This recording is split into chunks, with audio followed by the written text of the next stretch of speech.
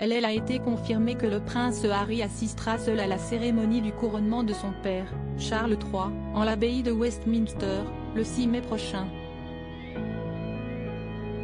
Son épouse, Meghan Markle, restera donc de l'autre côté de l'Atlantique pour s'occuper de Lilibet et d'Archie, qui soufflera sa 4e bougie. Et si certains ont vivement pointé du doigt son absence, la duchesse de Sussex a peut-être échappé à une confrontation avec un illustre membre de la couronne, Kate Middleton. C'est en tout cas ce qu'ont suggéré des experts royaux au Daily Mail en ce mois d'avril. Meghan ne veut pas jouer les seconds rôles auprès de Kate, et Kate se serait certainement assurée que Meghan, si elle était venue, serait humiliée.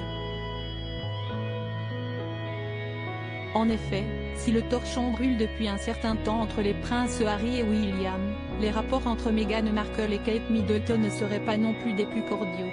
Une guerre qui a d'ailleurs été mise en lumière dans le livre Événements du duc de Sussex, le suppléant. Dans son ouvrage, le cadet de Lady Diana avait ainsi fait état de plusieurs accrochages entre son épouse et sa belle-sœur, à l'image d'une discussion houleuse qu'elles auraient eue concernant la grossesse de Kate Middleton. Il y a eu une discussion sur le timing de la cérémonie de répétition de mariage et sur les robes des demoiselles d'honneur, et Kate était très contrariée. Meghan a dit que Kate devait avoir le baby brain, un syndrome de grossesse pseudo-scientifique qui altérerait la mémoire et les fonctions cognitives des femmes enceintes, note de la rédaction, à cause de ses hormones. Une remarque qui n'aurait pas du tout été au goût de la princesse de Galles.